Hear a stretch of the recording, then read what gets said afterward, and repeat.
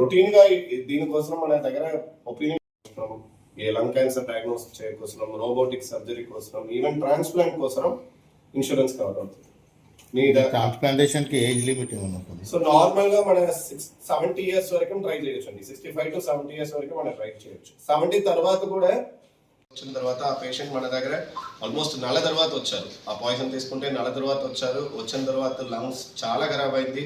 First ventilator అవసరం పడింది, వెంటిలేటర్లో తట్టుకోలేదు, అందుకే ఎక్మో పెట్టడం అవసరం పడింది.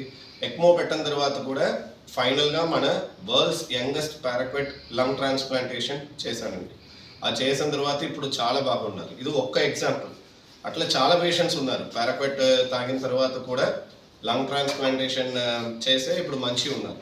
సో ఈ అన్ని ఇన్ఫర్మేషన్ మనకు డాక్టర్స్ మధ్యలో తర్వాత పబ్లిక్ మధ్యలో కూడా అవేర్నెస్ కావాలండి. అందుకోసమే ఈ ప్రెస్ మీట్ మన కోసం ప్లాన్ చేశాను.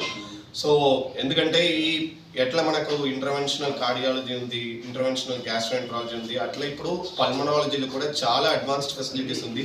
వరల్డ్లో ఏదైనా ఫెసిలిటీ అవైలబుల్ ఉంది. అది అన్నీ ఇప్పుడు మన యశోద సమాజగూడలే రొటీన్గా జరుగుతుంది. అట్లా కాదు అది ఏదైనా రేర్ ప్రొసీజర్, అట్లా కాదు, ఇప్పుడు రొటీన్గా జరుగుతుంది.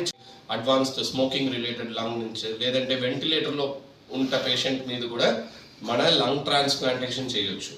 ఇప్పుడు ఈ లంగ్ ట్రాన్స్ప్లాంటేషన్ అంటే 5 years ముందు వరకు ఇండియాలో అంత ప్రివలెంట్గా లేదు, బట్ ఇప్పుడు రొటీన్గా జరుగుతుంది.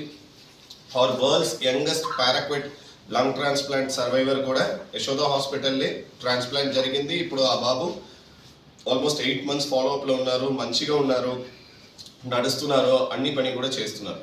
సో ఇప్పుడు లంగ్ ట్రాన్స్ప్లాంటేషన్ ఫెసిలిటీ అంటే చాలా చాలా కామన్. ఏదైనా రీజన్ కోసం మీ పేషెంట్కు పర్మనెంట్ లంగ్ డ్యామేజ్ అయింది, ఆ పేషెంట్స్కి మన లంగ్ ట్రాన్స్ప్లాంటేషన్ సర్వీసెస్ చేయొచ్చు. అది ఇప్పుడు యశోద సమాజగూడలో కూడా అవైలబుల్ ఉంది.